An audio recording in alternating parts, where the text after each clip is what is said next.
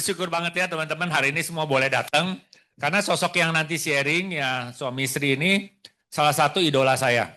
Saya bilang ini mungkin nggak banyak orang yang tahu. Jadi saya sekali waktu pertama kali ada di insurance berarti tahun 2009. 17 tahun lalu ya. Ya. Lu masih SD ya. Waktu 2009 ya, gue inget banget.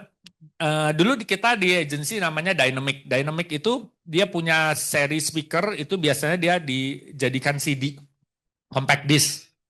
Ya tahu nggak kalian compact disc? Nggak tahu ya. Nah jadi ada compact disc, jadi kita dengerin seri speaker. Jadi kalau hari Sabtu dia save, terus nanti dia jadiin compact disc dan saya beli. Nah saya ingat ya salah satu pembicaranya waktu itu adalah Vera Tresiana. Jadi saya ingat saya nonton, saya dengerin dan itu salah satu yang bikin saya confident.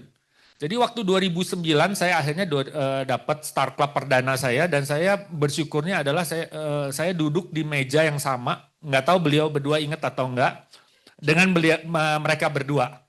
Ya, jadi saya samperin, saya bilang Vera, thank you ya karena salah satu yang menginspirasi saya adalah kamu. Ya, jadi dikenalin juga dengan Gusnu dan hari ini beliau boleh ada di sini, mereka berdua ada di sini untuk memberkati kita. Ya, jadi kalau ditanya. Ya, jadi kemarin minggu lalu saya sharing satu hal di ITHB. Salah satu tema yang saya dapat adalah gini. Tuhan itu nggak memanggil kita untuk sukses, tapi Tuhan itu memanggil kita untuk faithful. Kesuksesan itu datangnya dari Tuhan. Jadi tugas kita adalah setia. Nah, kalau bicara tentang kesetiaan, tentunya ini orang couple yang menurut saya kita perlu belajar. 22 tahun ada di bisnis insurance. Kebayang nggak 22 tahun ada di bisnis ini dan mereka terus membangun nggak berhenti. Tentunya hari ini kita akan belajar visi mereka ke depan seperti apa yang mereka lihat dan sampai akhirnya mereka nggak berhenti. Sekali lagi tanpa berlama-lama kita mau lihat sama-sama Sunday Function.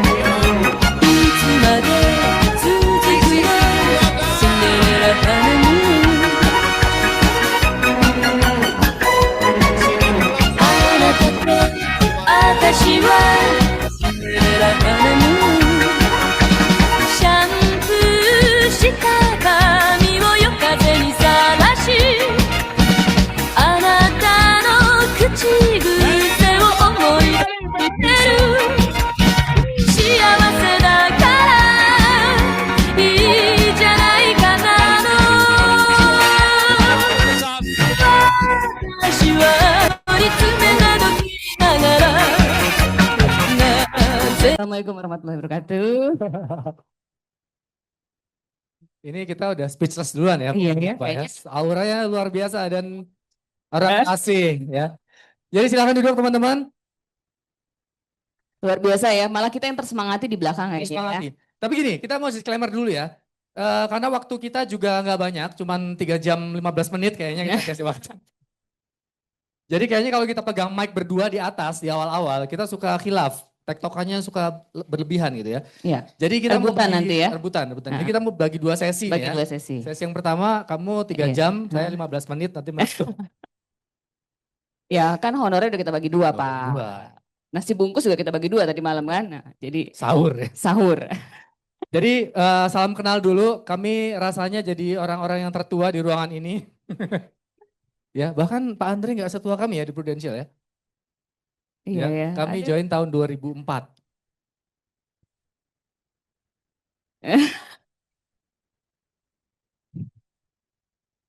Belum lahir. Belum lahir ya.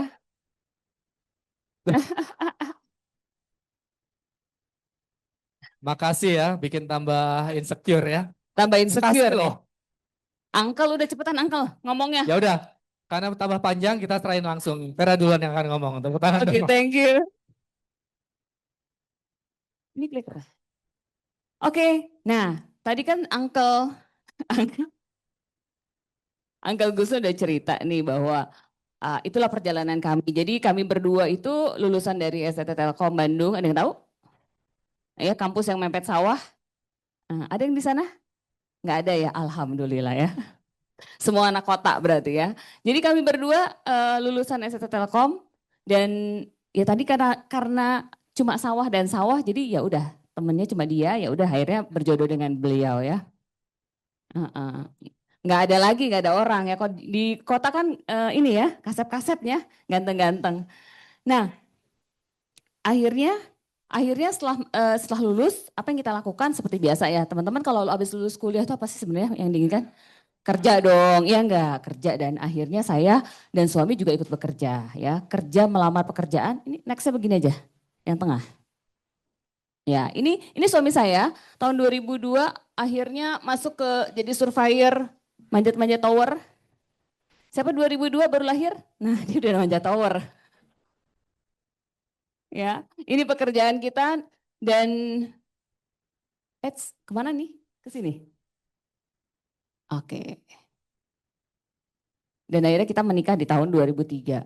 Sebentar, saya harus kenalan dulu nih sama ininya. Betul ya ini?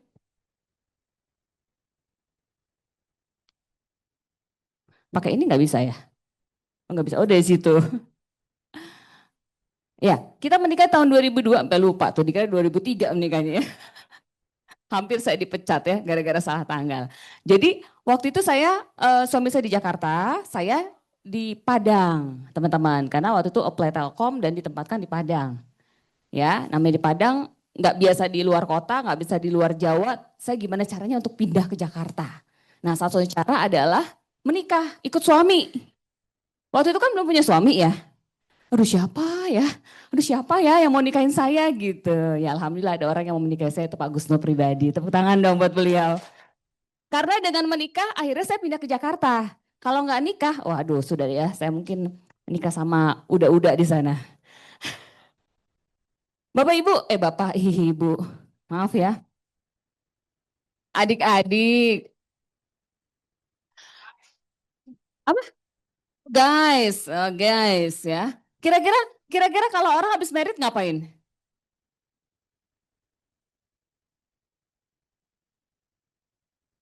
Susah ya?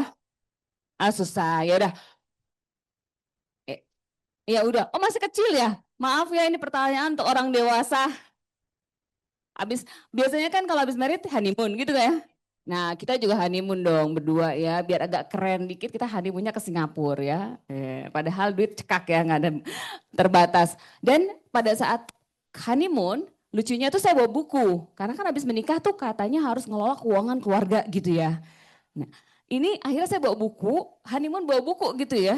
Dan saya baca buku itu di sana dan ternyata konsekuensinya panjang setelah menikah. Dalam buku ini ternyata banyak banget yang kita mesti keluarkan setelah menikah, yaitu mikirin pendidikan anak, rumah, kemudian bagaimana kita menyiapkan pensiun. Dan itu ternyata kita hitung loh guys. Udah dibaca kita hitung, berapa sih kebutuhannya buat sekolahin anak ke luar negeri, buat beli rumah di Jakarta, ya karena kan itu nggak punya rumah kan di Jakarta, jadi harus beli rumah di Jakarta. Terus bagaimana harus punya mobil impian, liburan setiap tahun ke luar negeri, tahu nggak? Ternyata minus. Income kami berdua waktu itu saya 5, dia 5, 10 ya, tahun 2004. Belum lahir ya. Ya lumayan lah ya, udah di atas UMR. UMR-nya 1,5 juta waktu itu ya. Nah, tapi setelah saya hitung, teman-teman tahu nggak berapa yang saya mesti sisihkan, saya tabung? 30 juta sebulan. Iya, ternyata segitu besarnya gitu untuk beli rumah di Jakarta. Jakarta ya, bukan pinggiran Jakarta ya. Terus untuk liburan ke luar negeri, terus untuk sekolah anak sampai pensiun, itu ternyata 30 juta. Dan kalau kalian hitung dengan kalkulator apapun tuh nggak akan nyampe gaji 10 juta, lu nabung 30 juta. Lu hidup pakai dari mana? Karena nggak mungkin, satu-satunya cara apa?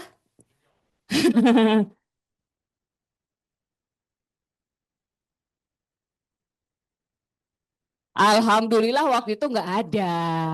Kalau sekarang solusinya mungkin pinjol, betul nggak? Iya, judol ya. Ya udah main kripto gitu, habis itu nyangsang dia ya. Sayangnya, alhamdulillah waktu itu nggak ada. Jadi satu-satunya cara adalah gimana caranya nambah income. Ternyata kami berdua nih ada di perusahaan yang boleh dibilang itu impian semua orang. Ternyata nggak cukup loh untuk memenuhi impian kami. Gitu loh. Jadi kalau sekarang orang berbondong-bondong untuk dapatin pekerjaan as a status doang. Pertanyaannya, status lo mau makan apa dengan status? Ya enggak? Status lo kerja. Ya, apalagi kalau kerja di Jakarta UMR. Itu cuma habis buat ongkos transport, ngopi doang. Kagak bisa nabung, nggak bisa buat mikir masa depan. So akhirnya satu-satunya cara, kalau hari ini kerennya side hustle ya. Kami juga udah mikirin side hustle. Walaupun kami berdua nih bekerja, tapi kita pikirin gimana caranya kita nambah income. Karena rumusnya cuma ini, kalau kita masih saving 30 juta, ya income kita segitu-gitu aja, pendapatan nggak mungkin dikurangin hari gini guys, apa yang lu mau kurangin lagi? Satu-satunya cara, pengeluaran nggak bisa dikurangin lagi. Satunya cara adalah nambah income. Ya, jangan nambah istri atau nambah suami. So, gimana caranya nambah? Nah, mau pindah tempat kerja? Nggak mungkin hari gini, ya nggak? Karena pasaran segitu-gitu aja. Ya nggak? Pemberi kerja juga udah lihat-lihat, oh lu ngasih segitu, gue juga ngasih segini, gitu kan? Lu nggak mungkin bisa naik gaji 3 kali lipat ketika lu pindah dari satu perusahaan ke perusahaan lain.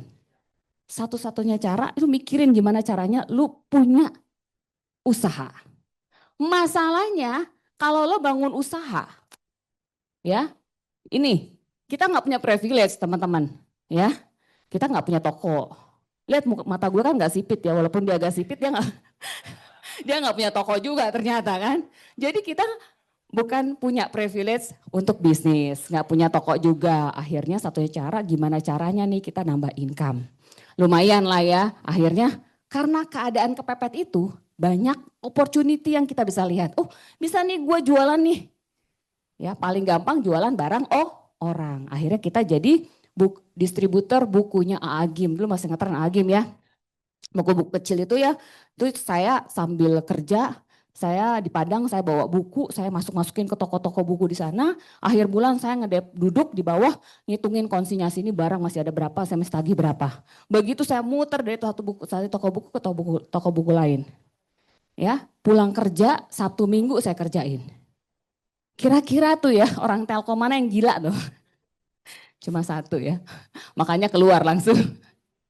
Oke, pada saat jualin buku, saya belajar bahwa bisnis itu nggak harus lu punya produk, lu bisa jualin produk orang lain. Karena itu cara yang paling smart, paling pintar. Karena waktu gue terbatas kan, nggak mungkin gue riset gue bikin produk apa terus gue jualin jalur distribusinya gimana, ribet lama. Better gue jualin produk orang lain, itu yang pertama. Nah, Balik ke Jakarta, alhamdulillah ya akhirnya kembali ke Jakarta dan di Jakarta akhirnya saya bikin catering. Bukan saya nggak bikin catering ya, nggak ada tampang bisa masakan ya. Tapi teman saya bisa masak, mamanya. Jadi saya cuma jualin cateringnya teman saya. Karena kan saya di kantor banyak meeting, snack box dan sebagainya. Saya tawarin, mau nggak nih kasih tester-tester pada sekretaris? Ya, saya kasih fee, ya marketing fee ya. Saya bagi-bagi fee ke mereka. Mau nggak kalau lo berhasil gue kasih fee gitu. Oh mau nih ya. Nih bisnis catering, ini saya mau cerita sedikit ya. Bagus nggak? Sebenarnya prospeknya bagus. Kenapa? Karena bisnis catering itu bisnis yang long life. Sampai hari ini orang masih butuh makan. Betul nggak? Tapi kenapa saya akhirnya berhenti, memutuskan berhenti? Mau tahu nggak? Cerita sedihnya begini. Ada apa? MBG.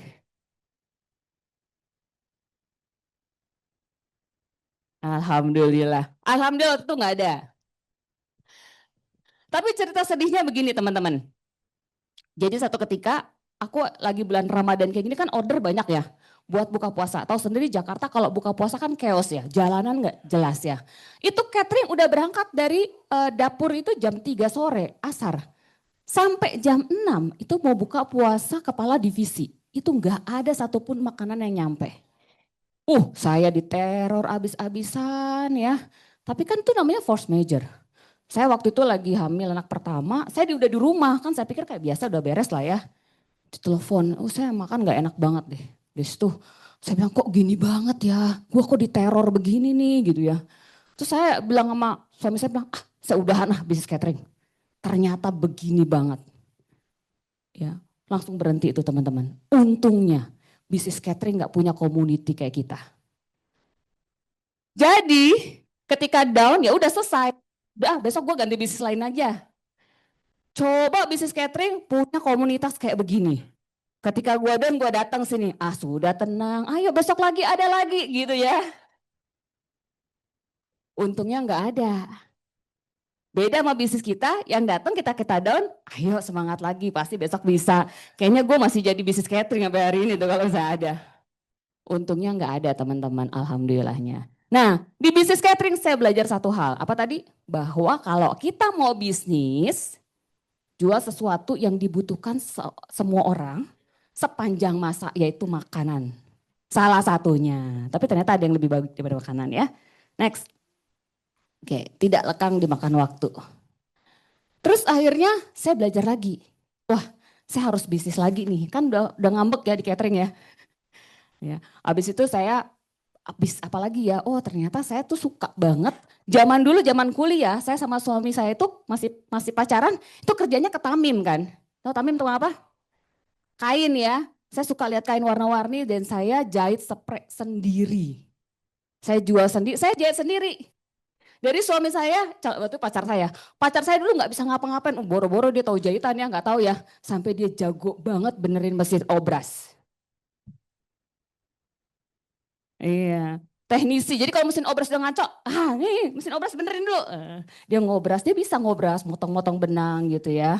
Nggak tahu terpaksa kali ya karena punya cewek waktu itu ambis banget mau bisnis spray ya, zaman kuliah. Nah, di bisnis spray waktu itu akhirnya, saya bisnis spray lagi aja. Tapi waktu itu saya udah di Jakarta, ganti supplier nggak ke Tamim tapi ke Tanah Abang ya. Dan waktu itu saya akhirnya belajar di sini bangun distribusi channel. Jadi kalau kita jualan kan cuma segitu-gitu aja, satu orang. Tapi kalau kita punya jaringan banyak, itu kita jual spray nggak cuma satu, tapi bisa 10, 12 dan sebagainya. Jadi saya call teman-teman saya waktu itu yang ada di perusahaan-perusahaan, ada di PT ini, PT ini. Dia punya teman, punya circle, lo mau nggak jadi di reseller saya spray? Oh mau Fer. Jadi waktu itu belum ada online. Saya kirim gambar by email, di-blast sama dia, sama teman-temannya. Order. Seneng nggak? Tahu nggak dulu ya 2004, 2005, 2003, 2004 omset saya di spray itu 30 juta sebulan. Tapi teman-teman ada nggak duit ya? Gak ada. Iya kan kita kan 30 juta harusnya ada dong ya. Tapi kenapa gaji saya kepake lagi, keputer, gaji saya keserap lagi buat modal. Di situ saya belajar gila ya. Ini bisnis padat modal banget karena satu spray aja harganya udah 100 ribu kan. Kalau saya mau jual 60 spray artinya saya harus tambah modal dua kali. Tapi saya yakin ini bisnis bagus karena saya punya jalur distribusi. Sayangnya padat modal. Dan saya waktu itu gimana caranya saya punya bisnis yang berjaringan, distribution channelnya jelas, dan nggak perlu pakai modal, itu yang paling penting. Dan ternyata ditemukan dengan bisnis, apa yang keempat bisnis saya? Ya, kita sebut bisnis number 4 ya, bisnis number 4. Bisnis number 4 ini menggabungkan dari 3 bisnis sebelumnya. Apa yang pertama tadi saya jualan apa? Saya cuma jualin produk orang lain. Di bisnis catering saya belajar bisnis yang tidak lekang dimakan waktu. Semua orang butuh. Dan yang ketiga saya belajar di bisnis spray saya apa? Gak perlu modal, distribution channel yang bagus. Dan itu saya temukan di bisnis Prudential. Jadi mau coba-coba bisnis yang 3 tadi? Gak usah buang waktu, makanya saya ngomongin hari ini. Gak usah buang waktu deh, udah bener. Bisnis number 4 ini bisnis yang keempat, ini bisnis yang terbaik karena menggabungkan semuanya. Nah, apakah berhenti sampai situ? Tidak ya. Saya mau cerita dulu nih, mau dengar gak ceritanya kenapa saya kok bisa nyangkut di Prudential, apakah saya searching gitu? Enggak loh. Pasti pengen tahu dong. Mau tahu apa tahu banget? Seru ya. Nah, jadi waktu itu Prudential yang datang ke saya itu, ini udah orang ketiga. Jadi awal-awal saya di Jakarta, saya didatengin orang juga. Dulu kakak kelas saya waktu di kampus. Prudential juga, pas datang dia bilang gini, Fer, lu ya, oh di Singapura orang udah punya asuransi, di Malaysia orang udah punya asuransi, di Jakarta nggak banyak, lu harus bikin asuransi. Waktu itu umur 23 tahun asuransi tenahun. Nggak ngerti kan, nggak tahu kan. Oh pokoknya bagus Fer. Nih ya, ini dia bawa SPJ masih kertas zaman dulu, masih ingat ya. Nih formulirnya, ini ilustrasinya, lu baca. Kira-kira dibaca nggak? Nggak dibaca. Taruh aja, nggak ngerti. Waktu itu kan nggak ngerti ya, masih umur 23. Kalau sekarang informasi udah banyak kan. Dah, terus dia telepon, gimana Fer? Belum, udah dibaca belum? Belum, gampang dong. Lama-lama dia bosen, nggak follow up lagi. Ya, itu agent kedua datang ke kantor lagi. Tapi ini bukan teman saya, tapi teman dari sekretaris di kantor saya. Ini Fer, ini orang asuransi. Nah, sekretaris saya tahu orang asuransi, itu bilang, itu tuh Vera tuh, anak muda, kayaknya dia butuh asuransi. Fer, sini Fer, duduk. Apa?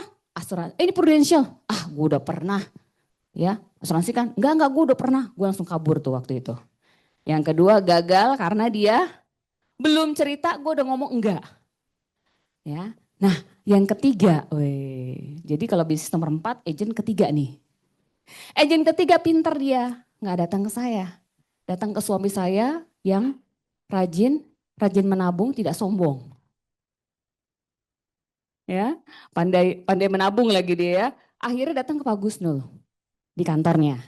Tapi ini dari temen yang ketemu dari temen lagi karena dia wedding singer di kawinan kita. Jadi udah lama banget tuh ya. Datanglah, mungkin connecting ya. Kalau kalian bilang connecting ya. Nah dia connecting kayaknya, siapa lagi? Gusnul nih ya. Kayaknya dia baik, gue gak mungkin ditolak. Akhirnya datanglah ke dia. Ceritalah, dulu masih zaman Pak Ali, masih inget ya? Rekening Pak Ali, udah cerita, bagus gak? Bagus. Kalau tadi Pak Ali mau nabung 2 juta, kalau lu mau nabung berapa? Gusnul bilang, ya udah samain aja. Ih gaya ya. Tahun 2004, langsung girang banget tuh agent tuh ya. Oke, kalau gitu nanti hari Rabu gue datang. Gue ke rumah aja deh biar bisa ngobrol sama Vera. Datanglah dia ke rumah Betah hari Rabu. Ya, ketika datang dia baru ngomong tuh hari Rabu sore. Nanti ada ini mau datang nih. Dia mau cerita apa? Prudential. Gue udah pernah. Asuransi kan, udah lu tolak aja. Paling dia ngasih kertas tuh ya. Ada ilustrasi, lu terima aja. Bilang kita pikir-pikir. Oke, kata dia gitu ya. Waktu itu saya lagi hamil besar, malas kan mau turun ke bawah kan kamar kami di atas, dia datang.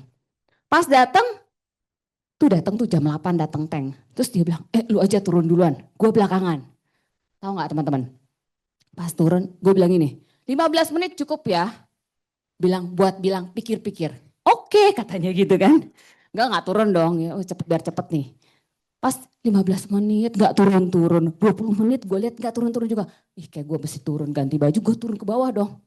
Pas gue turun bawah langsung manggil, itu Vera, ayo kita mulai. Hah? Dari tadi lu ngapain aja? Ternyata dia masih ngobrol basa-basi. Ya udah gue dengerin deh ya. Dan agent ini agent baru. Dia nggak sendiri, dia bawa leadernya. Matilah gue ya. Dia bawa leadernya kan itu join Fieldwork dia yang pertama. Nah pas itu si agent ngomong gini, Fer, sorry ya Fer, gue lagi sakit tenggorokan, biar leader gue yang cerita lah. Bisa aja dia, akhirnya dia cerita leadernya. Kan menghormati dong ya. Udah ibu-ibu gitu, iya bu, iya gitu kan. Saya dengerin dia ceritanya. Kan gue mau nolak ya.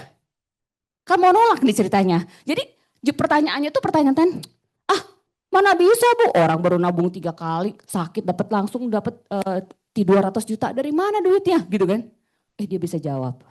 Terus gue tanya lagi, abis itu kan ditabungin bu, rugi dong perusahaan asuransi. Dia bisa jawab, bu asuransi itu kan kalau misalnya dia tutup gimana nasibnya. Dia bisa jawab juga. Lama-lama tuh kayak senjata makan tuan loh. Dari jam 8:30 dia mulai, itu jam 10, setengah 11 akhirnya saya closing tanda tangan. Masya Allah, luar biasa buat ibu leader saya, Ibu Brahmantini. Ya, nah gila ya, luar biasa ya, tadinya nolak, udah mau nolak nih, kepala udah mau nolak nih. Artinya gini teman-teman, ketika kita datang ya, datang di pertemuan pertama. Tadi kan belajar di agent pertama, belajar apa? Dari agent pertama tadi yang datang ke saya. Ya, kalau cuma ngasih ilustrasi doang, lu jangan harap closing lah ya. Yang kedua, kalau lo nggak kenal baik, lu nggak kenalan dulu langsung ngomong asuransi, boro-boro dia mau trust sama kita. Tapi yang ketiga ini dia ikutin sistemnya, walaupun agent baru. Ya nggak, cuma cerita, cuma sharing, ketemuan. Untung yang didatengin Pak Gusnul ya. Iya, terus akhirnya mau, ya kan? Dan di situ saya belajar bahwa bisnis itu bisa dilakukan oleh semua orang walaupun dia agent baru. Bisa dapetin nasabah. Ya, asal apa? Asal ikutin kata leadernya kan cerita dulu Pak Ali ya. Ada sistem ya. Nggak tahu kalau sekarang sistemnya apa. Itu dulu yang diceritain, ikutin aja. Nah, dari situ akhirnya saya kan belum jadi agent ya, baru jadi nasabah ya. Kok ini kepala langsung nanya, Bu, Ibu dulu apa kerjanya? Saya PNS, Fer. PNS, kepala seksi. Kok sekarang di Prudential, Bu, emang nggak sayang? Wah, Fer, dulu tuh gaji saya cuma 3 juta, Fer, tahun 2000. Sekarang, Bu, 10 kali lipatnya. Langsung berbinar nggak? Berarti berapa 10 kali lipatnya? Saya langsung kepikiran dream saya. Ini nih jawabannya. Karena dream saya cari income 30 juta sebulan buat nabung tadi tuh. Langsung, ini kali jawabannya. Dan malam itu saya juga langsung bilang gini, Bu, kalau saya jadi agent gimana caranya? Ya, tepuk tangan buat leader saya yang luar biasa. Leader saya cuma ngomong, ya datang aja Fer hari Sabtu gitu ya. Datang nggak langsung? Enggak. Walaupun kita bilang mau, nggak datang itu hari Sabtu. Ya, Sabtu pertama, kan saya lagi hamil nih ya, saya Sabtu pertama nih. Bu, sorry Bu, saya nggak datang. Kenapa? Saya kontrol kehamilan. Oke, gitu doang. Dan dia nggak pernah ngingetin gue dari hari Senin sampai Jumat. Fer, besok Sabtu datangnya. Nggak pernah. Tapi setiap Sabtu saya pasti kasih alasan sama dia. Bu, saya nggak datang. Ada nggak yang agentnya begitu? Ada ya? Nggak apa-apa. Saya baru minggu ketiga saya datang. Besoknya lagi, Bu maaf Bu, saya harus keluar kota. Bu besok maaf saya lagi ke Tanah Abang. Gitu. Ada aja alasan tuh hari Sabtu ya. Tapi kenapa, entah kenapa saya datanglah hari Sabtu waktu itu. Terus saya bilang sama suami saya, aku mau ke Prudential, ikut dong yuk. Ya, mungkin ngeliat istrinya lagi hamil besar nggak tega ya. Akhirnya saya ikut duduk di belakang banget ya, karena kan lagi hamil begah gitu kan ya. Sambil kipas-kipas gitu ya. Apa sih ini rame-rame ini kayak MLM apa nih gitu ya. Tapi saya langsung bilang, 5 tahun 100 juta. Langsung, 5 tahun 100 juta, ayo kita jalanin. Dasarnya mata duitan. Tapi saya mau bergerak karena apa? Karena saya punya impian teman-teman. Tadi kan saya belajar baca buku ya. Saya baca buku, saya hitung kebutuhan saya tahu kebutuhan saya itu berapa. Nah dari situ mulai timbul kebutuhan untuk nambah income. Dan nambah income itu udah jelas 30 juta sebulan. Teman-teman, hari ini kalau Anda dapat tambahan income 30 juta per bulan, agent baru, senang nggak? Tuh. Tapi nggak cuma senang, kalau senang doang, itu cuma kayak ingin, tapi teman-teman harus butuh. Kalau butuh, teman-teman mau ditolak, teman-teman mau dicuekin, teman-teman mau di ghosting sama temennya, nggak masalah. Karena kita yang butuh 30 juta itu. Gitu, oke? Lanjut ya. Pak udah 3 jam Pak. Ya udah bentar ya Pak. Nah akhirnya saya lah jadi agent pada saat itu lagi hamil besar. Sebenarnya cuma gara-gara pingin, kan kalau di kantor itu hamil 3 bulan cuti, betul nggak? 1 bulan sebelum, 2 bulan sesudah. Di kantor saya 1, 2. Saya bilang ngapain saya di rumah 1 bulan sebelum, saya mau jadi agent aja lah, training. Training saya tuh dengan perut gede itu loh. Orang aduh hati-hati, naik tangga hati-hati gitu. Padahal masih anak pertama masih koboi ya waktu itu. Akhirnya jadilah agent. Ini training saya pertama kali, saya ikutan seminar di sini yang pertama kali. Terus 2005 saya udah merekrut, 2005 udah mulai rekrut, 2006 baru promosi waktu itu. 2004 masih ya berdua-berdua aja lah. Gitu. 2007, 2008 dan sampai hari ini. Teman-teman, pastinya teman-teman pingin tahu dong kenapa saya bisa bertahan sampai hari ini. Saya akhirnya resign. Saya pecat bos saya itu tahun 2005. Pecat lah ya kan, sekarang zamannya mecat bos ya. Udah nggak zaman tuh dipecat bos, udah nggak zaman. Dulu-duluan aja kita dipecat atau kita mecat. Kayaknya lebih terhormat mecat bos ya dibanding kita dipecat. Saya akhirnya pecat bos saya tahun 2005, saya bilang saya mau resign setelah saya ikut sebuah seminar ADS zaman dulu tuh. Masih ingat gak sih zaman dulu, belum pada lahir ya. Pokoknya kayak bootcamp 3 hari 2 malam. Terus saya cuti, suami saya cuti. Pembicaranya dari prudential semua dan pulang dari situ suami saya sebenarnya diem aja sih, dia mah cuma ikut-ikutan aja gitu kan awalnya. Saya bilang saya mau resign. Hah? Dia bengong. Saya mau resign. Apa dia? Dia bilang bener nih mau resign, tapi dia nggak ngelarang sih. Ya udah kan kamu masih kerja, saya resign aja kata gitu. Udah langsung besoknya resign. Ya. Pas resign bener ditanya, kenapa kamu resign? Nah, gitu. Namanya juga Telkom Indonesia ya. Akhirnya, oke, panggil suami kamu. Panggil dia. Orang mau resign dipanggil suaminya. Tanda tangan perjanjian. Besok gak usah balik lagi ya. Iya siap, saya gak akan balik lagi. Jadi kalau udah keluar, itu gak boleh balik lagi. Ya iyalah siapa mau balik lagi, saya udah mau keluar gitu. Dan akhirnya saya resign di tahun 2005. Ya 2005 pertengahan saya resign, akhirnya 2006 saya baru promosi. Teman-teman, mungkin hari ini ada yang di persimpangan jalan, lagi mau resign tapi bingung, atau udah full time semua nih? Belum ya? Saya mau gambarin satu kurva, mudah-mudahan bisa jadi penyemangat. Ada pulpen atau invisible nih? Iya. Oke.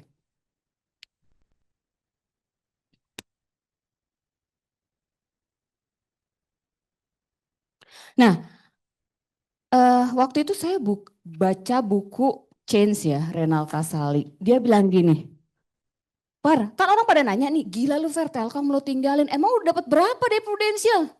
Saya itu waktu itu udah kerja part time kayak begitu aja di Prudential. Itu bayar saya baru setengahnya. Setengahnya, jadi waktu itu gaji saya 5 juta ya di Telkom. Di Prudential baru 2,5 juta. Ya. Terus saya baca buku Change itu dong, dia bilang apa? Namanya change, perubahan itu nggak ada yang langsung naik. Ada kurva namanya sigmoid curve. Jadi dia akan turun dulu and then dia akan naik. Gitu. Dan waktu itu aku ngerasa bahwa, oh ya wajar gue turun dulu nggak apa-apa kok. Di kurva ini gambarnya begini kan. Nanti satu titik dia akan turun lagi sih di sini dan kita harus pindah ke kurva berikutnya. Nah waktu itu saya lagi jalanin kurvanya Telkom. Kan di sini nih. Nih kurva Telkom ini ya. Nah, ini kurva Telkom. Dan boleh dibilang ini adalah namanya bisnis excellent. Satu titik di mana gue tuh nggak ada masalah dengan Telkom, gue juga nggak ada masalah dengan kantor, gue baik-baik aja sebenarnya. Tapi di situ gue punya opportunity lain. Walaupun opportunity-nya harus turun dulu, it's okay, nggak apa-apa gambar ini sih ngomong begitu ya. Karena suatu saat lu pasti akan naik tinggi ngelebihi Telkom. Jadi waktu itu 2,5 Ya udah, oke, boleh. Nah, sampai promosi, saya tuh kayak nggak salah cuma 2 bulan akhirnya saya samain 5 juta. Terus akhirnya pas promosi itu saya bisa di Februari itu saya bisa 10 juta. Terus. Ya. Nah, kurva ini saya bilang oke, yes, nggak apa-apa, gue turun dulu. Kalau ada orang mau loncat lebih tinggi, lu turun dulu nggak? Lu turun dulu dong, baru loncat, gitu kan? Kalau begini kan loncatnya kecil, pendek. Tapi kalau turun dulu, loncatan lo akan jauh lebih besar. Itu si kurva ini ngomong begitu. Akhirnya, oke nggak apa-apa, gue turun dulu. Tapi gue yakin kurva gue tuh kan ke atas, kurva gue tuh akan naik, ya. Dan teman-teman, waktu itu nggak sampai 6 bulan tuh 2 kali lipat. Setahun itu incomeku bisa 4 kali lipat. Dan terus sampai hari ini alhamdulillah. Intinya, thank you. Intinya kalau hari ini kalian ada di persimpangan jalan, coba yuk gambar kurvanya. Mungkin selama ini yang kita kerjain di kurva pertama. Di mana kurva pertama itu memang lagi naik-naiknya, lagi keren-kerennya. Tapi namanya kurva, suatu saat bakal turun. Pernah nggak sih, ini pasti ada masa turunnya, ada. Nah nanti ceritanya panjang kalau begini, karena setiap momen tuh pasti ada satu challenge lagi untuk naik lagi. Ketika kita jadi leader, itu kita ada di sini, kita mau berubah nggak? Atau kita mau tetap jualan gitu? Atau kita mulai bangun tim, nggak enak sih bangun tim turun dulu. Tapi suatu saat lu pasti jauh lebih tinggi dibanding kurva pertama. Gitu. Itu konsepnya si kurva sigmoid ini. Nah akhirnya, ya searching aja sigmoid curve ada tuh. Ya, oke. Jadi resign aja. Oke, bisnis number 4 ini tadi kita udah tahu semua, tapi nggak cuma itu. Hari ini saya ngerasa bahwa di bisnis ini tuh kalau boleh dibilang ini komunitas anti aging. Ya. 22 tahun loh di bisnis ini kayak gini aja ya. Nggak berasa nini-nini kan? Gua nggak nini-nini kan? Masih selevel lah kita ya. Karena di sini komunitas anti aging. Jadi kalau teman-teman mau tetap awet muda adalah di komunitas ini. Jadi nggak usah tuh pakai botok-botokan gitu ya. Terus di komunitas ini anti pikun. Ya belum sih, belum kelihatan sini ya. Tapi bayangkan, saya ngebayangin, ini saya udah 20 tahun dan teman saya hari ini udah pada mulai pensiun. Dari mulai pensiun biasa sampai pensiun dini. Dan beberapa orang bilang, Fer gue udah pensiun nyusul lu. Terus gue bilang, lu mau ngapain? Iya ya Fer, gue mau ngapain ya di rumah. Yakinlah sebulan, 2 bulan masih happy. 3 bulan lu masih, duit lo masih banyak. Setahun lu bingung, otak lu bisa kram. Orang pensiun kan begitu, duit banyak tapi otak kram buat apa? Nggak bisa nikmati hidup. Lu punya kegiatan yang produktif. Di bisnis ini lu kagak ada pensiun, betul nggak? Ya kan? Perasaan gue udah pensiun dari 20 tahun yang lalu. Sampai tetangga rumah aku tuh pensiunan Telkom juga baru pensiun kemarin. Kalau ngeliat kita berdua tuh kita sama dengan dia sama. Sama-sama pensiunan kan. Dan hari ini saya juga dapat pensiun bener loh dari Telkom. Luar biasa, tepuk tangan dong buat Telkom Indonesia. Kasihan dia kasih, tadi kan udah dibully ya, sekarang kita kasih tepuk tangan. Ya, karena kita hari ini, emang pensiunan di rumah aja kan? Enggak. Ini saya kasih gambaran, memang masih jauh ya. Tapi kalau lu kerja di kantor, sehebat apapun, lu jadi direksi sekalipun. Sambil lu pensiun, lu balik lagi, kagak ada kerjaan. Dan lu bisa kram tuh otak. Itu yang pertama. Yang kedua, lu akan post power syndrome itu sangat-sangat banget. Biasanya dibukain pintu, ya nggak? Silakan Bapak, tas dibawain, betul nggak? Tiba-tiba nggak ada yang bukain pintu lo, nyes gimana ya? Tiba-tiba lu kagak disapa sama satpam, rasanya gimana? Itu yang terjadi teman-teman. So di sini, kalau gue sih nggak mau pensiun ya, karena gue udah pensiun sebenarnya. Gue bisa kerja kapan aja, gue mau siang-siang, tengah bolong, gitu. Bener 15 menit lagi, Masya Allah. Terakhir deh ya. So, ya tinggal pulang Bapak.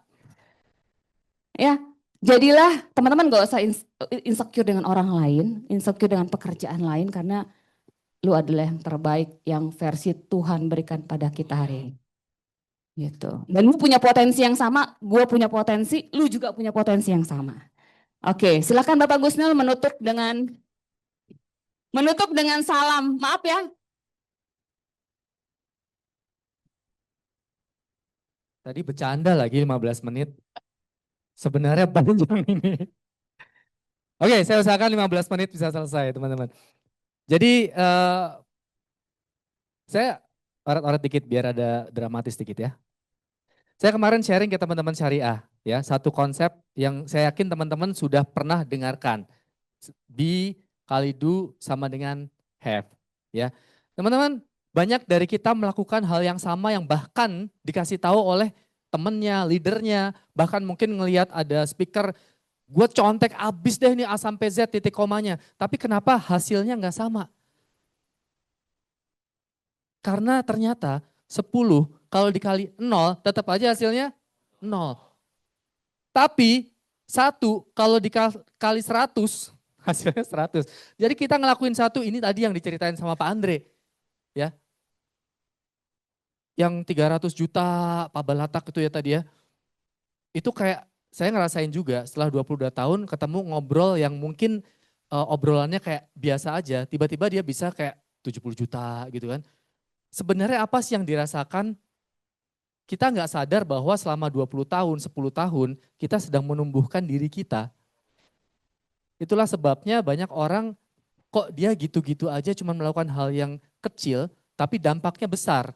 Sementara ada orang yang dia melakukan banyak hal tapi dia mendapatkan hasil yang kecil karena satu hal, B-nya nggak ditambah. Apa yang nggak ditambah? So di 15 menit ini mudah-mudahan saya akan bahas kenapa sih kita melakukan apa yang kita lakukan sekarang. Ya, ini bisa digeser nggak sih tulisan Offspot Centernya? Biar saya ngelihatnya ke layar, punten. Yang di sini. Ah, yes, thank you. Thank you ya.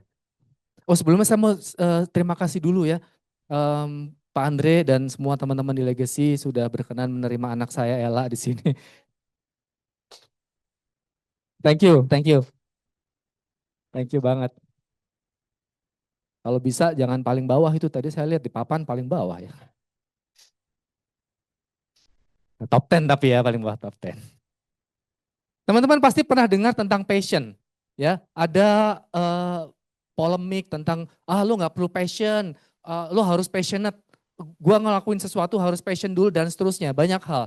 Tapi saya coba bawakan satu sudut pandang yang mudah-mudahan bisa membawa paradigma baru bagaimana kita menyikapi apa yang sedang kita lakukan sekarang. Jadi kita juga nggak perlu lagi nanti kayak ngerasa kayak bukan passion gue deh. Whatever itu, kita coba apapun yang jadi kita tuh kayak benih. Dan Tuhan udah tanam kita di satu pot yang kita tinggal tunggu kita bertumbuh dan memberikan manfaat buat orang. Ya. So, kalau kita pindah-pindah pot melulu, kapan tumbuhnya? Ya kan? Jadi kita yakini itu. So, teman-teman semuanya, ini yang tadi saya bilang, kenapa ada orang di same company, pekerjaan yang sama, lulus dari tempat yang sama, tapi hasilnya beda, ya. Yang ini dia kayak full potential, yang sebelah kanan kayak cuman separohnya lebih dikit. Ya. Kenapa? Karena ternyata kita punya pertanyaan besar. Apa sih yang dilakukan? Pertanyaannya biasanya itu kan, apa sih yang dilakukan sehingga hasilnya bisa beda? Selalu itu yang jadi pertanyaan. Lo ngapain sih, lo ngapain sih, lo ngapain sih? Tapi jarang sekali dari kita menanyakan tentang B. Dan hasilnya ternyata nggak pernah berbeda ketika pertanyaannya selalu tentang apa yang lo lakuin. Ya. So teman-teman semuanya, ya saya tanya kabar dulu ya. Kalau saya tanya, apa kabar? Ya, ketika teman-teman jawab itu tadi, it's okay ya, ini kayak nggak condition banget ya, nggak terkondisi banget jawabnya tadi. Biasanya kan MC yang nanya gitu kan. Saya mau nanya, ketika teman-teman ditanya kabar, sebenarnya jawabannya itu melambangkan apa sih? Apa yang keluar dari mulut kita itu keluar dari mana sih gitu kan? Apakah karena kita kenyang? Apakah karena kita sehat? Apakah karena kita lagi dapat bonus? Ya, atau sebenarnya karena kita happy? Nah teman-teman, jawaban sebenarnya dari ketika kita ditanya apa kabar, menurut saya itu adalah ketika kita happy, kita bisa ngeluarin jawaban yang paling sincere. Tapi pertanyaannya kenapa kita harus happy? Kenapa kita harus happy sehingga ketika kita tanya, lo apa kabar? Kita akan bilang baik, alhamdulillah dan seterusnya.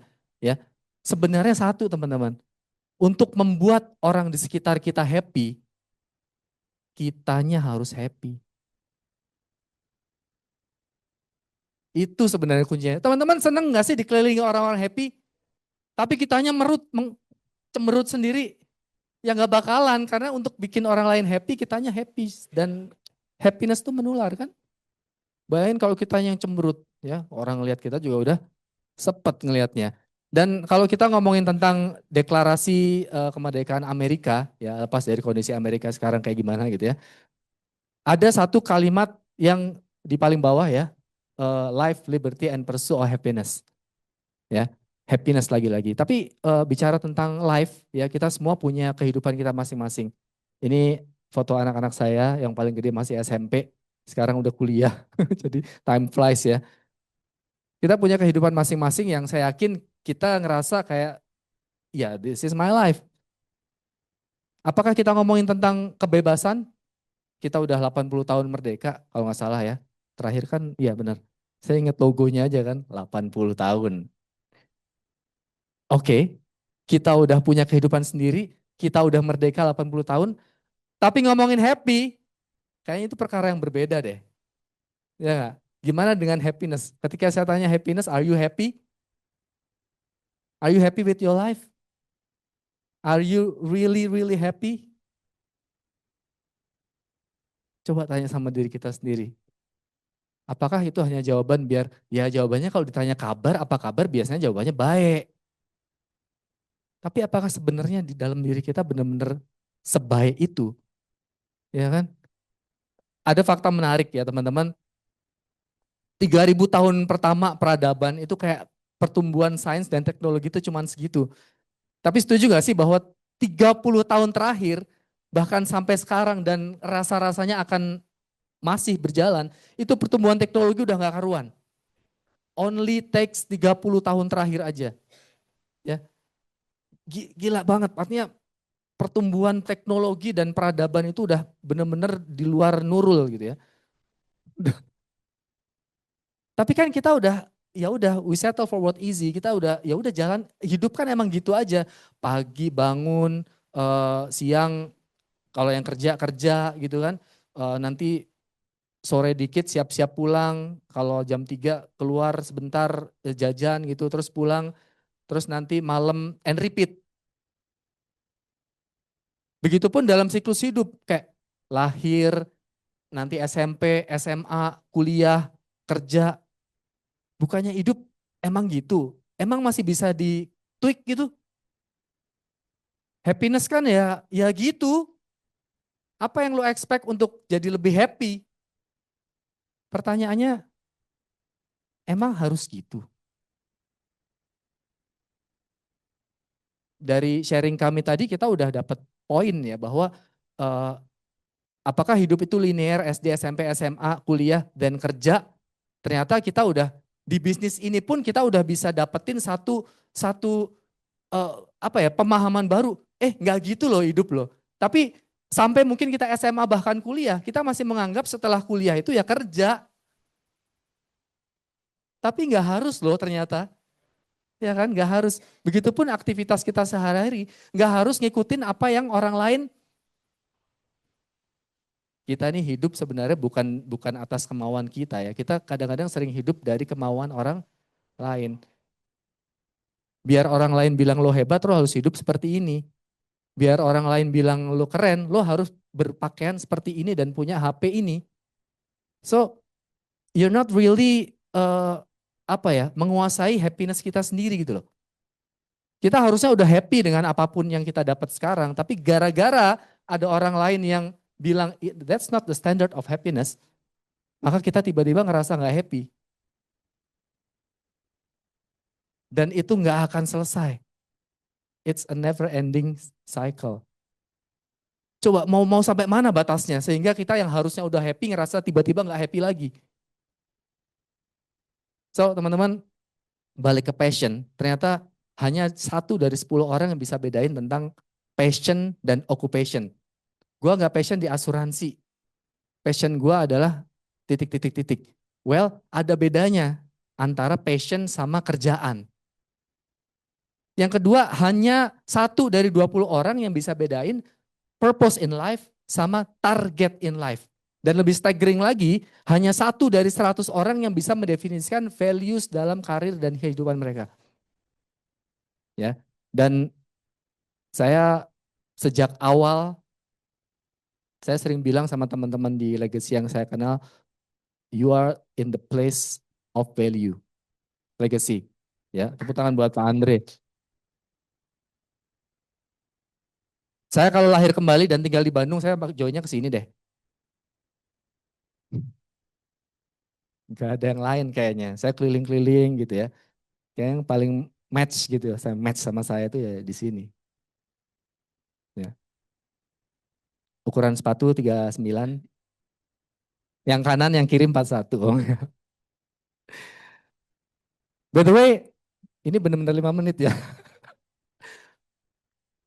Saya mau konser boleh nggak? Boleh ya, tapi kita nyanyi bareng. Cuman ini ke delay nggak kalau misalkan lewat Zoom gini?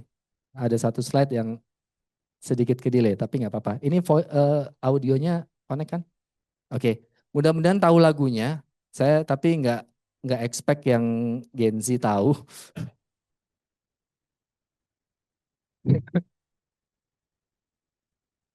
Tapi mudah nggak selama itu juga kali. Sam Bimbo. Bisa? Oh bisa, oke. Enggak. Oh udah nih. Oke, boleh suaranya dinaikin? Yang tahu lagunya nyanyi bareng saya ya. Yang tahu. Boleh tepuk tangan boleh? Ya. Bekerja dengan cinta yang mengejawantah. Dan jika kau tiada sanggup bekerja dengan cinta, hanya dengan enggan, maka lebih baik engkau meninggalkannya lalu mengambil tempat di depan gapura candi, meminta sedekah dari mereka yang bekerja dengan sukacita. Dari Sang Nabi Khalil Gibran. Yang tahu lagunya nyanyi bareng saya. Hey, angkat wajahmu, bermuram durja tak guna, susunlah lagi rencana yang harus engkau benahi. Bangun jiwa, bangun raga bijana. Yakin gak ada yang tahu lagunya? Hey, bertahanlah, at least hey-nya lah ya. Gagalan adalah satu sukses tertunda, jangan ragu, tetap pada arahmu. Sejak dulu, keyakinan, pengharapan, teguh dalam tujuan. Kerja dengan cinta. Bekerja dengan cinta. Bagai sang pencipta membentuk citra insaninya. Satukan dirimu seutuhnya. Hey ya. Hey, siagalah. Raih kesempatan begitu kau jumpa, atur nadimu.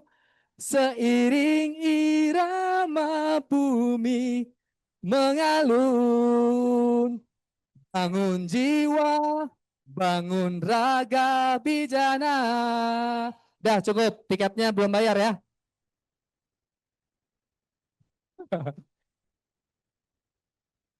Capek juga ya. Tapi ini apakah tentang uang? Udah kelar konsernya ya. Udah serius.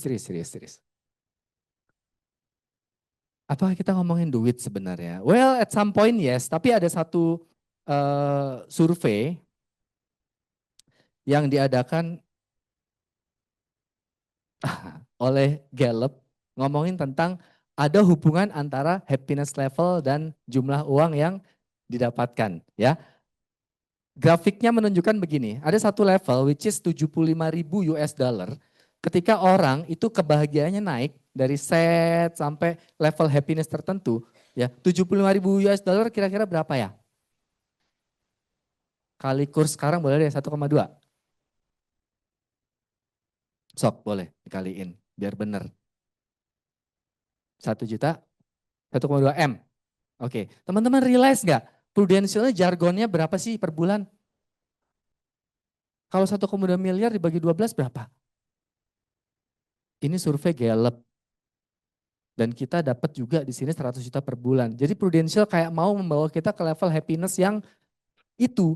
Cuman pertanyaannya setelahnya, ya. Ini bolehlah sampai sini oke. Cuman pertanyaan setelahnya nih yang menggelikan sebenarnya.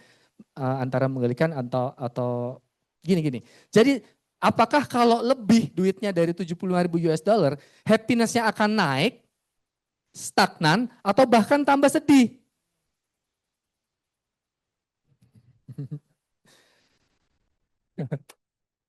Mungkin pertanyaannya gini, udah deh capai dulu yang 100 juta gitu ya, baru ngomong gitu ya.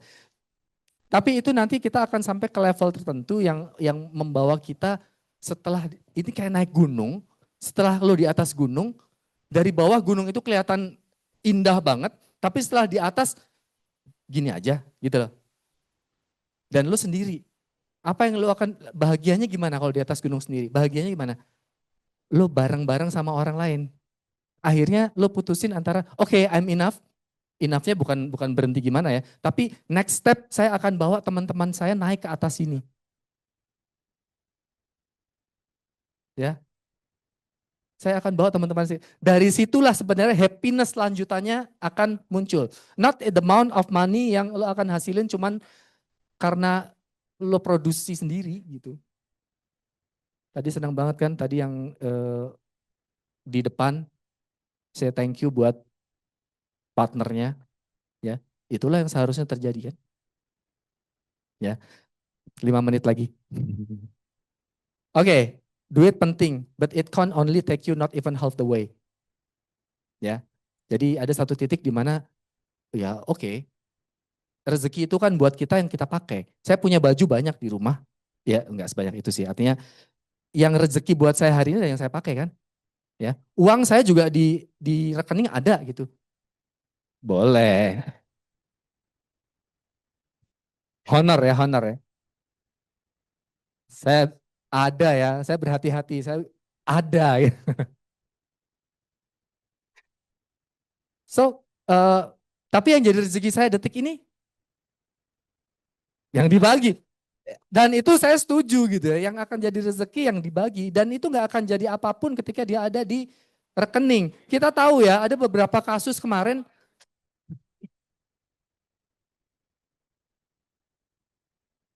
ada kejadian masalah IT aja, duit kita di bank bisa hilang loh. Bener nggak? So, masalah rezeki itu secepat itu bisa hilang. Belum lagi kalau kena begal, beda urusan ya. Jadi yang kita bangga-banggakan tentang sesuatu yang kita miliki, kalau Tuhan berkehendak ya itu bisa hilang. So, nikmati apa yang kita miliki. Ya, relationship, whatever, apapun keberadaan kita bersama berkumpul di sini saling menyemangati, memberikan energi positif, it's priceless teman-teman. Ya, next. Ini saya skip aja. Ini cuma mau bilang bahwa kita nggak harus milih antara pekerjaan yang meaningful dan pleasure. Ya, kadang-kadang kita cuman dikasih pilihan. Lo mau yang pleasure atau yang meaningful? Ya, di Prudential lo nggak harus pilih. Lo bisa dapat pekerjaan yang pleasure dan meaningful. Ya, tepuk tangan buat Prudential ya. So teman-teman, apa yang kita enjoy sebenarnya, apapun itu ya, yang kita enjoy itu adalah kunci untuk memulai whatever it's good in life. Nggak cuman good, tapi better, even great in your life. Ya, even more than great. Kuncinya apa? Enjoy. Dan Disitulah akan muncul banyak penemuan, more discovery, excitement kita juga akan makin meningkat, dan juga more dynamic.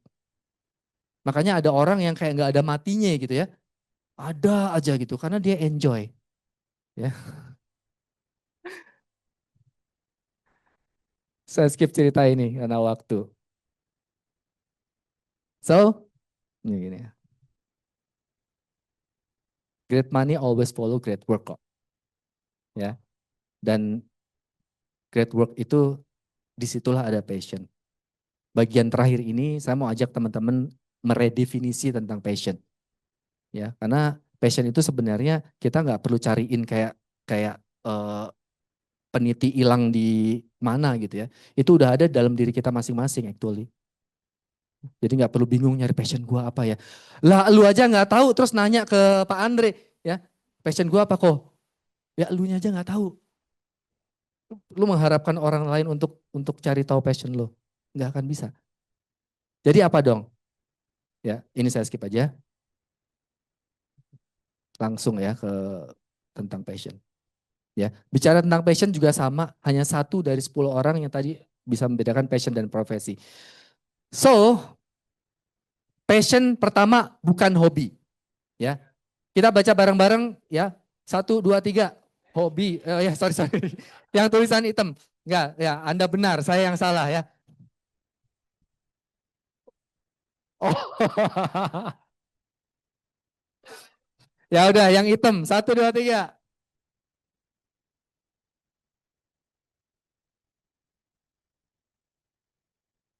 Lanjut.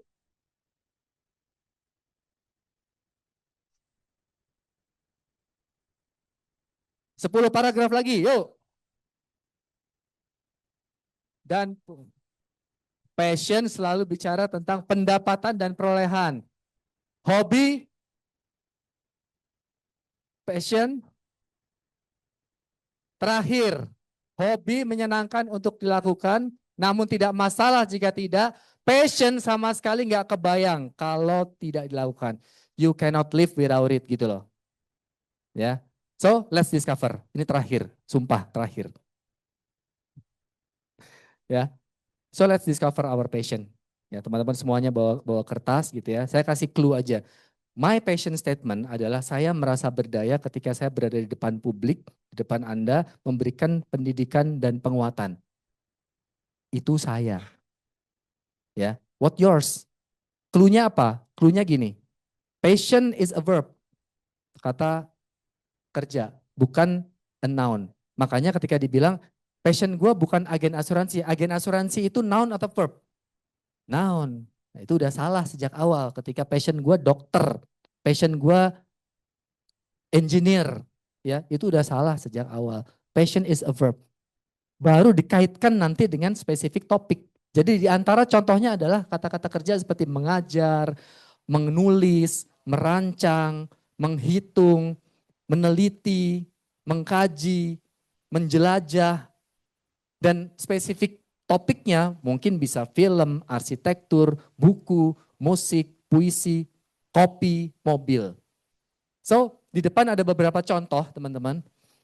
Dalam waktu yang singkat aja, coba bayangkan satu aktivitas yang membuat kita merasa berdaya. Ya, dari SD dulu rasanya kalau gua ngelakuin itu tuh lupa waktu gitu ya. Ini mau difoto dulu boleh buat clue ya. Mungkin ada yang kita memberi advice. Gue kalau nasehatin orang tuh gak ada berhentinya. Wah, gue kalau ngatur, wah, kalau udah urusan ngatur tuh, waduh, ya, paham ya maksudnya ya. Nah, disitulah nanti saya ada beberapa contoh buat panduan aja di sini. Nanti PR aja lah ini ya.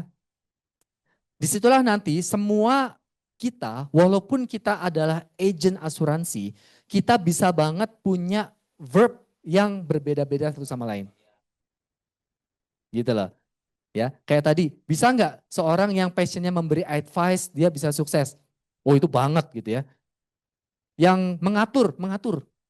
Menganalisis, bisa. Ngelawak juga bisa. Ya, masyarakat lagi butuh hiburan. Jadi Dapat poinnya ya? Dapat poinnya. Jadi apapun, siapapun kita, cari verbnya sehingga dimanapun kita berada, we're safe. Kita akan enjoy apa yang kita lakuin dan kita akan bertumbuh dari situ. So, are you happy?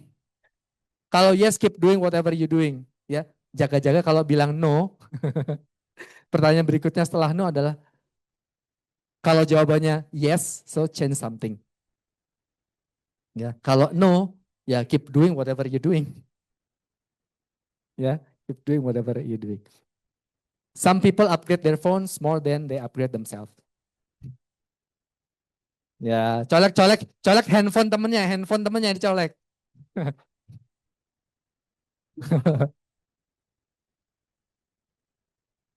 Oh iya. Udah handphone temennya udah dicolek. Bilangnya gini, lo lebih berharga daripada yang punya.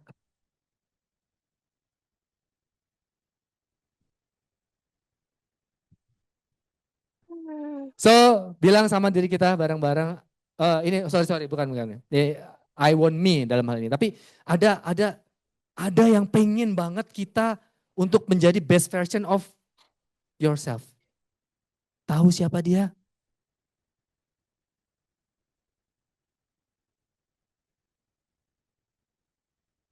Dia sangat ingin kita menjadi versi terbaik dari diri kita. So, saya mau undang istri saya balik ke depan. Kita nyanyi bareng. Saya yakin yang ini bukan. Ini suaranya boleh di.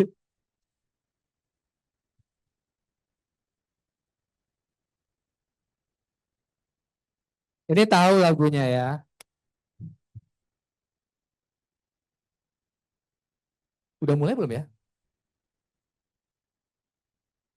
Kayaknya udah mulai deh. Telat kita tadi ya. Ulangi lagi deh. Back lagi. Karena nggak disawer begini nih. Iya, belum disawer. Nah,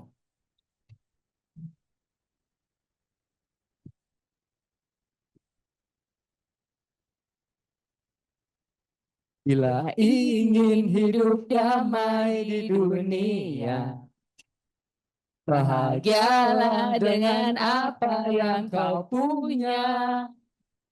Jangan dirimu merasa semua bersempurna, sebenarnya kita sudah cukup semua di dunia mau kecewa. Karena semua cita-citamu tertunda. Percaya segalanya telah diatur semesta agar kita mendapatkan yang terindah. Impianmu terbangkanlah tinggi, tapi selalu pijakan kaki di bumi. Boleh tuh, keren tuh. Senyumlah kembali, biarkan hari ini hatimu bersinar lagi. Ingin lebih dari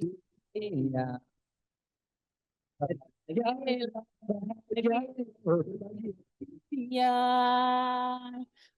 Nantimu merasa semua lebih sempurna, hidup dengan seutuhnya.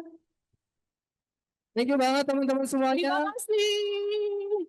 Sukses selalu, promosi, prestasi. Assalamualaikum warahmatullahi wabarakatuh. Thank you. Terima kasih. Thank you, Kang Gus. Oke guys, boleh duduk. Oke. Jangan nyanyi kok, jangan nyanyi kok. Oke ya. Karena biasa suka ke bawah ya. Suasana ke bawah. Begitu lihat Kang Gusno sama Teh Vera nyanyi begitu bagus, Ya harmonis. sangat bagus. Ya. Betul kok. Ya, 22 tahun ada di Prudential mungkin membuat mereka lebih harmonis di panggung. Betul. Kan? So guys, gue ada dua genre nih ya, ada dua genre. Ada genre millennials. Gen Z dan Gen Z cap ya. Gen Z cap ya. Lanjut. Yang gue dapat hari ini, gue pengen berbagi sama teman-teman Gen Z kita. Yang Om dapat hari ini, Siapa Om? menarik banget. Yang diceritain sama Vera dan Gusnu menurut gue ya, ini kalau lu tangkap ini sepertinya hal yang lucu, fun, tapi ini adalah eksistensi dalam hidup, ini adalah core banget guys. Lu pengen dapetin duit banyak, itu nggak penting. Kalau lu nggak bisa lakuin apa yang tadi Kang Gusnu ceritain ya, nonsen lah. Hidup bahagia itu cuma jadi angan-angan. Tapi kalau lu dapetin great work-nya, maka duitnya datang guys. But kalau lu nggak tahu ngerti arti passion-nya, nggak akan pernah ada great work. Nggak ada great Yes. work, maka nggak akan duitnya banyak. Happiness level tadi ya, nonsen lah. Kita hanya akan ada dalam hidup yang itu lagi siklusnya, itu lagi. Nanti tahu-tahu udah tua nih. Udah tua terus lu bilang, ya memang hidup mah gini kali. Gitu. Ya, betul. Tapi hari ini ya Gusnu gue bilang, hebat ya. Orang bisa awet muda kayak gini. Dulu pertama kali Om ngelihat mereka mukanya masih begini guys di Dynamic. Ya, gue liatin, gila ya bener-bener anti-aging loh. Prudential bikin anti-aging loh. Wow. Walaupun itu nggak berlaku buat Victor ya. Dulu Victor gue liatin nggak tua begini. Tapi kalau gue lihat Kang Gusnu, Teh Vera, pertama kali gue lihat bener ya Tor, mereka ya begini ya mukanya ya. Nggak berubah, hebat lah. Prudential hebat lah. Dari Gen Z apa yang lu dapat? Oke, kalau dari aku, dari POV Gen Z nih ya teman-teman, menurut aku ini sangat eye opening banget buat Gen Z. Karena, oh ya ternyata banyak banget Gen Z tuh yang terjebak sama, oke. Banyak banget Gen Z yang terjebak sama, mungkin karena kita tuh terpapar banyak sama sosial media ya teman-teman. Jadinya kita sering banget ngebandingin teman-teman kita yang lain. Wah gila ini kerjaannya bagus banget ya. Kayaknya kalau jadi dia happy banget. Tapi nyatanya pas kita ngobrol sama orangnya ini yang kelihatan Pencuri happy. kebahagiaan. Pencuri kebahagiaan betul kok. Ternyata tuh gak sebahagia itu mereka guys. Mereka tuh ya sama-sama depres juga mungkinnya dengan kerjaannya. Dan ternyata yang dia kerjain itu ya kayak tadi Kak Gusnu sama Kak Vera sempat cerita. Itu tuh bukan passionnya mereka ternyata. Even mereka nggak tahu apa passionnya mereka. Mereka nggak tahu passionnya apa. Definisi Betul. passion juga menurut gue ya, sebelum kita dengerin dari Gusnu hari ini, banyak orang pikir passion itu tahu. hal-hal yang dia suka. Betul banget kok. Dia campur tuh antara passion sama hobi, jadi dia nggak ngerti. Bahkan aku pun dulu gitu kok, pas diajakin jadi agent insurance di sini. This is not my passion gitu ya. My passion ini mah, aduh nggak bisa, bukan kayak gini, gue mah passion gue mah art gitu. Wow. Ternyata art itu cuman hobi saya saja teman-teman gitu. Ternyata aku pun baru menemukan passion aku pas join di Legacy gitu. Wow. So find your passion. Find your passion, find your own happiness gitu lah. Find your own passion guys. Aduh, dan tadi Kang Gusnu ngasih kisi-kisinya ya tentang passion. Lu perlu abis ini diskusi sama leader lu, diskusi sama partner. Yes. Bener-bener temuin passionnya. Karena waktu lu temuin passionnya, great work itu muncul dari situ tuh guys. Yes, betul kok. So, itu aja hari ini.